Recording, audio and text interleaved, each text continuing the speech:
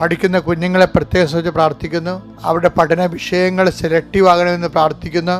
അവർ പഠിക്കുന്നതെല്ലാം അടുത്ത ദിവസങ്ങൾ വന്ന് അവരെ അതിനെ അതിജീവിക്കുവാനുള്ള നല്ല മാർക്ക് വാങ്ങി പാസ്സാകാനുള്ള പ്രത്യേക സാഹചര്യം ഒരുക്കണമെന്ന് പ്രാർത്ഥിക്കുന്നു. പഠനത്തിന് വിഖ്യാതമായി നിൽക്കുന്ന കുടുംബ വഴക്കുകൾ, സാഹചര്യങ്ങൾ, മറ്റു തരത്തിലുള്ള വിഷമതകൾ, അതിനേക്കാൾ ഉപരി കുടുംബത്തിൻ്റെ പല വിഷയങ്ങൾ, കമ്പനി ചെയ്യുന്നവരുണ്ട്, ബൈ പ്രൊഫഷണലായിട്ടുള്ള ജോലികൾ ചെയ്യുന്നവരുണ്ട്, ഡോക്ടർമാരുണ്ട്, അങ്ങനെയുള്ളവർ എല്ലാവരെയും അവരുടെ പ്രൊഫഷണൽ മേഖലകളിൽ ചെയ്യുന്നവരുണ്ട്, ഏജൻസികളുണ്ട്, അങ്ങനെയുള്ള എല്ലാവരെയും സമർപ്പിച്ച് പ്രാർത്ഥിക്കുന്നു. കർത്താവിൻ്റെ വലിയ കരുണ അവരേക്ക് ആവശ്യിക്കട്ടെ. കൂട്ടുകൂടി കളക്റ്റീവായിട്ട് ചെയ്യുന്ന ബിസിനസ്സുകളുണ്ട്, അതിൽ പടലപ്പിണക്കങ്ങളിലുണ്ട് കൊണ്ട് പലപ്പോഴും അവരെ കൂട്ടവസാനിപ്പിച്ചിട്ട് പിരിഞ്ഞിട്ട് ഒരാളുടെ തലയിൽ എല്ലാ കടങ്ങളും വരുന്നവരുണ്ട്. കടം വീട്ടി അത് ഏറ്റെടുക്കേണ്ട ആവശ്യങ്ങൾ വരുന്നവരുണ്ട്, അതിന് സമ്മർദ്ദങ്ങളുണ്ട്. ഇങ്ങനെ പലതരത്തിൽ മനസ്സ് പിരിമുറുക്കം കൊള്ളുന്നവരുണ്ട്. ഈശോയെ, അവരെല്ലാം നീ സന്ധിക്കണം പ്രാർത്ഥിക്കുന്നു. വീട് നഷ്ടപ്പെടാൻ പോകുന്നവരുണ്ട്, വീട് സ്ഥലം ഒരുമിച്ച് നഷ്ടപ്പെടുന്നവരുണ്ട്. കർത്താവ് അത് വിൽക്കാൻ വേണ്ടി പരിശ്രമിക്കുന്നവരുണ്ട്. ഇങ്ങനെ വ്യത്യസ്തങ്ങളായ വിഷമതകളിൽ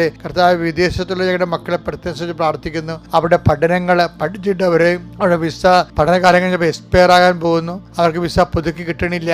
അത് എല്ലാ മേഖലകളിലും വേദനിക്കുന്നവരെ കർത്താവ്, നാട്ടിലാണെങ്കിൽ അവർക്ക് വല്ലാത്ത കടങ്ങൾ വന്നിരിക്കുന്നു. അവരെല്ലാവരും സന്ധിക്കണം പ്രാർത്ഥിക്കുന്നു. മക്കളില്ലാത്തവരെ, വിവാഹം ഒത്തുവരാത്തവരെ, ഭവനരഹിതരെ, വഴിയില്ലാത്തവരെ, സാമ്പത്തികമായ സുസ്ഥിതിയില്ലാത്തവരെ, ഒരു തൊഴിലും കാണാത്തവരെ, അതിനുവേണ്ടി പരിശ്രമിക്കുന്നവരെ എൻ്റെ കർത്താവിൻ്റെ ഉന്നതമായ നാമത്തെ സഭയുടെ അധികാരത്തിൽ കുരിശടയാളത്തെ അനുഗ്രഹിക്കപ്പെടട്ടെ.